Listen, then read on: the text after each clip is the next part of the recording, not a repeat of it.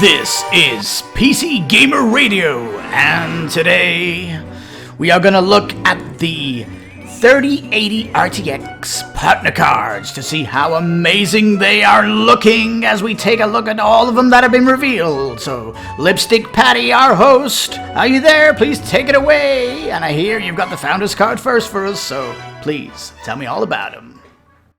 Well, hello and welcome. What an amazing presentation from NVIDIA. I love it. Love it. Ooh, I can't wait to get my 3080. Ooh, how are you feeling about it? Now, we're going to go through all the graphics cards that have been announced from all the partner cards. Some of them absolutely wild. We're going to go from like the mild ones to the really wicked designs out there that are with some of the great partner cards of NVIDIA. This is going to be a bit of a treat for you to see all these. Now, we don't know prices yet or how they're going to perform, but just looking at this is going to be sheer pornographic stuff for graphics card lovers out there, because we're seeing stuff we've never seen before in graphics card architecture of the cards. So, now, the Founders Edition here, looking wicked. It has this really cool one-pin connector here at the middle here, which on my, preview video where I was theory crafting said it would be here. Woohoo! I also said it would be a giant leap. It wouldn't be 30%, it'd be much bigger, which I got right. And my unfounded prediction was also that we wouldn't see another RTX card for 5 years, is what my prediction is. The cadence of the cards is going to be much longer because it's taking longer to develop them. And some of the theories coming out, well, not theories, but if you look at the Eurogamer review, he has the 3080 in Eurogamer's Digital Foundry, and he said they're basically pushing as much as they can out of these cards.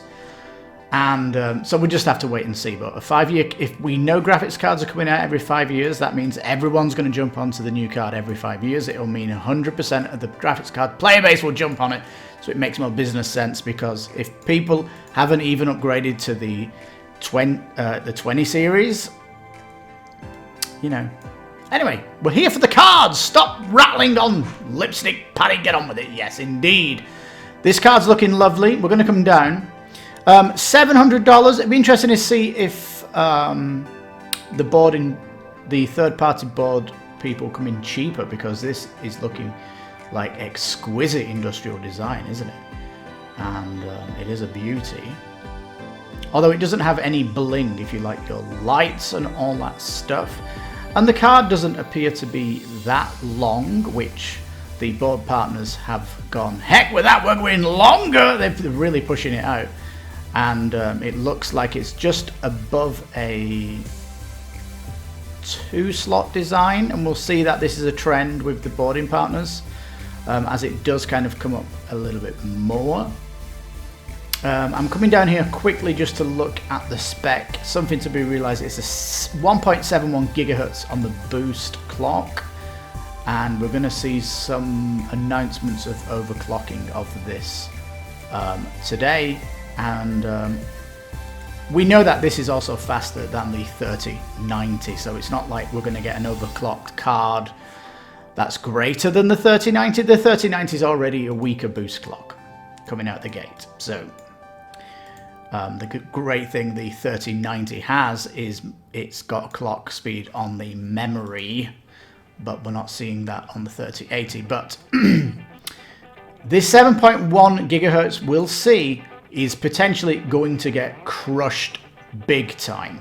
So let's go. Oh, the gallery first of this one is... It actually looks fairly small. It's apparently got a smaller PCB board, right?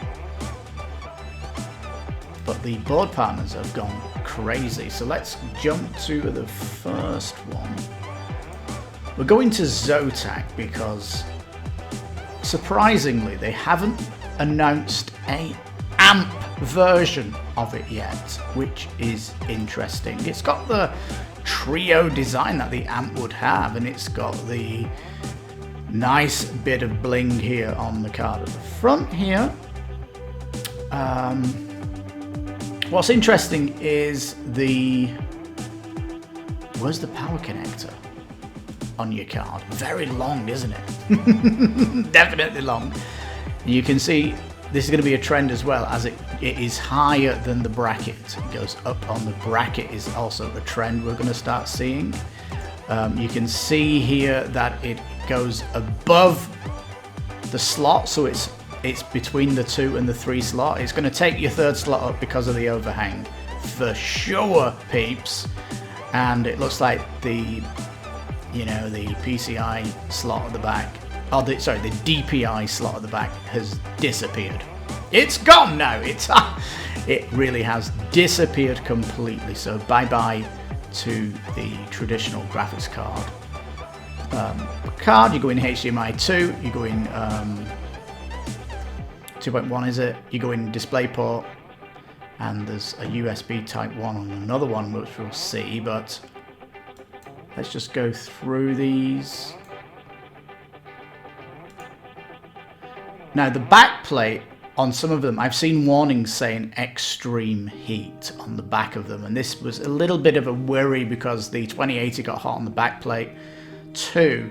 So you're going to have a bit of heat rising from it into your CPU.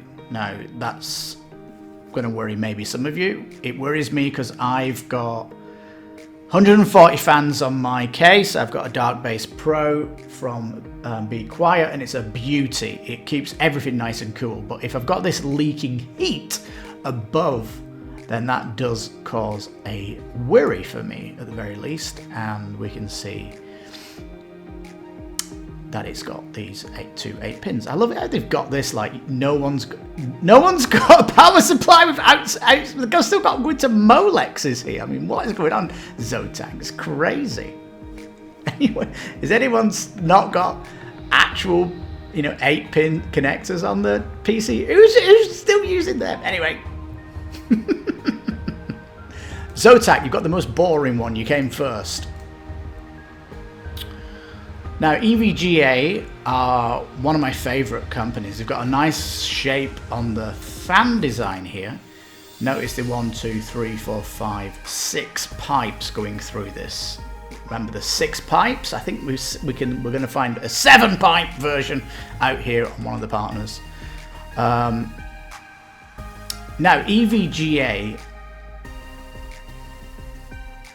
this is actually, I think, the widest. It's the closest to a 3-slot one out of them all. I think it's like a 2.7. It's very close to the 3. It's a big fat card. It really is fat.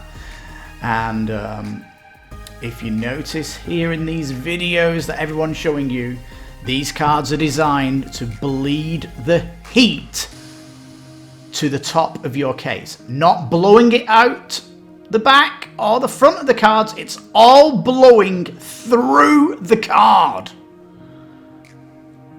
Absolutely. You can see at the back of the EVGA here, all of the design here is to let it blow through. So this is going to be even worse than the Founders card, because this is designed from the get-go to flush it through. And yeah, you can see that the CPU is actually here as well on it, and there's a lot to cool. This memory gets very hot as well, which is a concern of the heat, because the GPU will be downclocked if the memory gets hot. So this is a big thing. You can see the heat's going right through, passing through the whole card. Actually pretty cool tech that we're seeing here, although I don't like the sound of it. Now, everybody knows EVGA like to do the hybrid cards, and this actually is very attractive for me because I don't want to upset the airflow in my case, and I've got plenty room for the radiator and fans that come with this setup. The big question is though that we don't know how much overclock they're getting between the hybrid and the FCW3, right? We just don't know that. But I'll tell you something. If you notice the bracket here, it's much taller, this, isn't it? Look at the height of this card. It really is bigger. And the fan on the front here is almost the full size of this huge one. It's like a massive fan. Is it like a 120 fan on it? I don't know. But you've got one fan here, and if you look at the 3090, the Kingpin, which is cool. I don't know why they didn't bring that over to the 3080, but I love it how they're still using the old graphics on them. I don't know why they're not sharing more of these, but yeah, it is much taller. That's what I like it. And the hybrid for me, out of all the cards, is the most attractive because it's not going to send heat and disturb my overclocked CPU, which is running at a 4.7 gigahertz, and it pushes to 5 if I turn my fans on 100%, but I always leave them on quiet mode. Anyhow, don't want to sacrifice my overclocked CPU, especially as these are going to bottleneck potential CPUs. Anyway, PNY next, and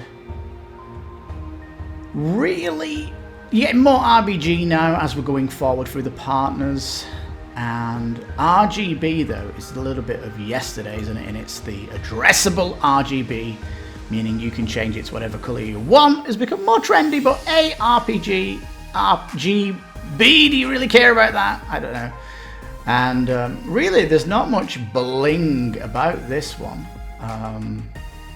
It's coming at the boost standard. It's just a card on top. So why is this one going to be better? It can only be better if it's going to be cheaper, right, from PNY. So we'll just have to see on that how it turns out. But yeah, nothing coming special from PNY. They do have a picture of the card again. You can see this massive overhang. They're all coming. They're all coming, with the exception of the, the water-cooled versions. They're all coming more than 3. Coming more than 2, they're hitting that nice slot. So anyway, let's go on. We're getting more interesting now. Here's our first one. It's Gainward with a GPU clock speed, an extra 30 megahertz is the claim. Oh, you're going to notice that, aren't you? Oh dear. It's like a tiny bit. What is it? 1% extra boost. That just shows you that NVIDIA pushed their cards to the limit already. That if this is the overclock boost that's been claimed, oh my god, are we going to see bigger than that? It's the big question. Anyhow, is it a sign that this card's already been pushed to its limit? Thank you, Gamewood, anyway, for showing us a bit of extra. Now, as we go through, now the palette, by the way, all these are the top cards that they're showing at the minute. Like I said, the Zotac one didn't show that, they've not shown the amp one yet, so we're not going to get, I'm just kind of showing you the best ones they're showing. And palette now, they're mostly going with 3 fans. It's got the big overhang, and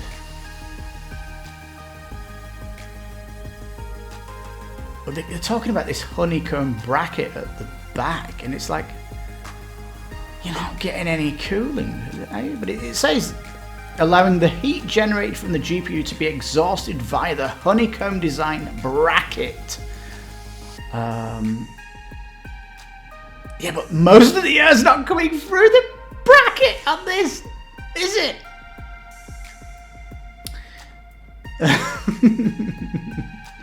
Yeah, this one's got the addressable RGB if you want to customize your color precisely, if that's your jam. So that's what, but there's not much on here, is there, with bling? Sadly, but you can see the pipe at the back has this hole to blow air through. You're going to get actual air blowing above your RAM. And that means hotter air is going to be pulled into your CPU. And again, warning hot surface. This is going to be a hot card. I mean, really, the efficiency of the card should have come down if it went down to 8 nanometer, but they have, you know, super jacked it up, haven't they? Another cool photo here of how big these cards are in fatness. You know, they're definitely a fat card, aren't they?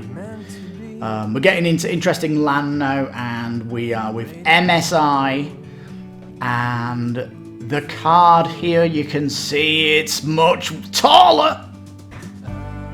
Definitely taller, which means, you know, you potentially got your bigger fans than your competitors, and it's got nice colours on this one too. I do like this card, and it also comes, if we go down, with something. It comes with a bracket. A bundled support bracket can be attached to your PC case for reinforcement. What's this doing here? It's like a video that's not loading. What's going on? Essentially, it's taking slot 4 and 5 and putting a steel bracket across, is what it's trying to see. Let's just see if we can get this working again. I don't know why it's duffed up like it has. Refresh it. Yeah, there's the bracket. Look, it's taking slot 4 and 5 to hold your card so it potentially doesn't come down. Oh, is it that heavy, this card? Like this version of the card. You'll notice here as well, at the very top, it looks like there's 2 heavy steel plates at the top here.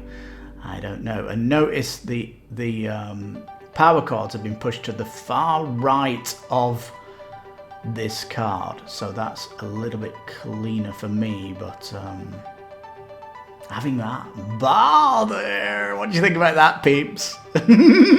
It's funny, isn't it, that these cards are going to be so long that potentially they're going to be needing support brackets. Dear me. And have you got room? Do you have anything else that's planned to go in here? But wow, that's all I can say. This one coming in heavy, that it needs a bracket. Or is that just a gimmick? I don't think it would be a gimmick. I think the card naturally, this one at least, naturally heavy. We'll have to wait for reviews. Remember, it is a taller card. It is definitely taller.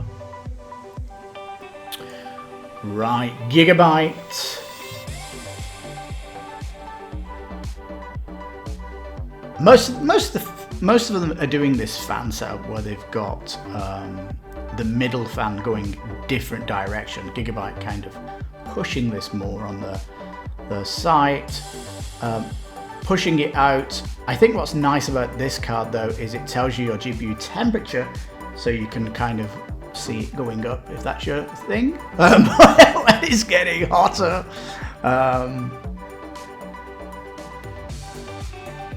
Yeah, not much on it other than it's got a nice LCD there for the for your temperature, so that's nice, you know.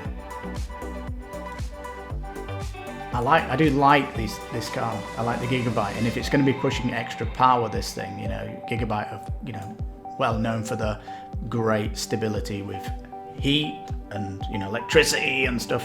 Anyhow, moving on, that's my own opinion of stuff. Now here we are, Galax with the SG series, the Serious Gamer. Prepare yourself for this card, because this is not what is interesting about it. What's interesting about this is dun, dun, dun, dun.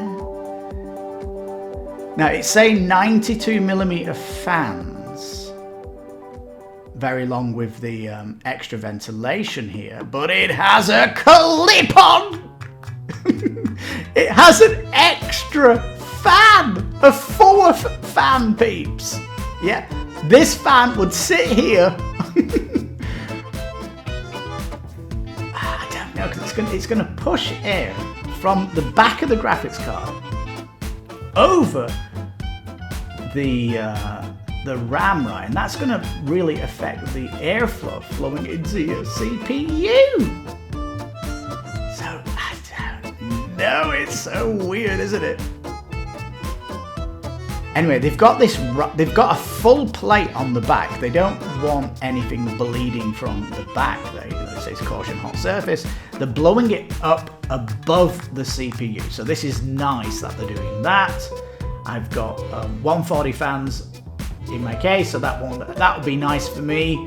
But that clip-on fan is bonkers. I don't know how much it's going to produce, but 80mm generally says it's going to have a fast RPM, right? That thing could get loud, and do you really need it? I mean, what's the clock speed on this if you need that? Starting to get exotic now with the fans. It says the clip-on fan is this big, and it's 192mm away, measured from the bracket itself. So you need to check your motherboard for compatibility. It's 22 centimeters. Gonna be on on the back. Check your motherboard. I guess this could definitely interfere with your fan, right? For your RAM, pardon me. And they're saying what they're saying again for the warning. I don't know. They need to show you how wide that is, don't they, to see. But yeah, you're gonna have to check some reviews on this, and it's definitely a tall, wide one. But yeah, getting interesting indeed. 2 left. This one's got 4 fans already. It has this weird fan at the end here. This little dinky fan from no 3D. It looks like mega blingy as well, which is cool. And I don't know how much that fan is going to do, but yeah, brutal by nature it says. And it has an overclock, not telling us what it is. And it'd be interesting to see what they all are. Not telling us much. It's saying that, you know, 40% heat pipes from perhaps the, you know, the standard Founders Edition. This one's got 7 heat pipes, it claims, and it has a bigger surface area than the Founders, and I think most of them are much bigger, but you can see here it has this telling you how much bigger this card is. This one also has the solid stand, so it has a bracket on the top to hold it in place. Not at the bottom, but a top bracket. That's fairly interesting as well. And this is again with a 9cm. 92 was the other. That was on the back though. This is actually on the top. Never seen that before. And yeah, it's going to be cooling the MOSFET area, it says, which adding additional cooling power. So yeah, this card's looking pretty sweet actually coming out the gate. I like how they've integrated this for fan, and I do like the look of this card and all the extra things you're getting, the bracket included and everything. It's much neater than the others we've seen. And yeah, Inno 3D, you're coming in as my second favorite. Although, you know, my actual favorite is the water-cooled version. But anyway, the big one at the end is Jesus. Oh my God, this card! And why has it got me so exciting? Well, peeps, this card has 3 8-pin connectors. This card is going to use 400 watts of your power supply. I'm not kidding you. Oh my God, this thing's jacked. Now it's hidden here. It's like teasing as you read this, isn't it? And oh yeah, these cards are coming with golden fingers here as well. So no, we're not talking about the SLI bridge, are we? They've got a new system set up with the, you know, with Ampere's professional card that came out 2 months ago, they had almost 100% efficiency going between them. So be interesting to see an SLI. Not that you maybe need it unless you're serious about 8K.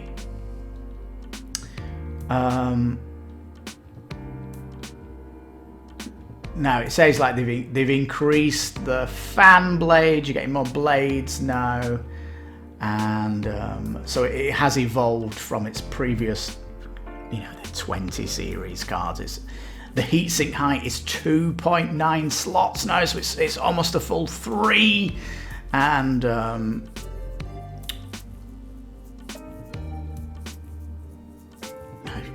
we're coming down to the surprise feature of this now, and it's bonkers. You can just see him here, 3 slots, and these slots actually light up, and they tell you if your graphics, so they tell you if your power supply cable is not providing enough power to it, which is fairly cool. It says they recommend a power supply of 750. It says to take full advantage of our 3, let's make this bigger, peep, sorry. To take advantage of our 3 connector design by giving the Strix card up to 400 watts of total board power to play with. Oh my god, are you kidding me? It's an absolute whopper. Just to get your head around this, the 3090 has 350 watts in that over, I think it's the 320 of the Founders card, and they're pushing the wattage up to this. Totally mind blown by this beast. They basically went back, this article's really good, they went basically back to the drawing board and designed it a different way. And, you know, Zotac really can't call their card amped, can they? Because it's really the Strix card that's amped it up big time. I mean, literally overclocked massively. They're talking about the other cards down here, which, you know, traditional 2 slot design, 2 PCI slots, and I think that's the 3070. But what do you think of all this cool design, peeps? Let me know which one floats your boat. For me, it's the water-cooled version. If you have a water-cooled graphics card, how's it held up over the years?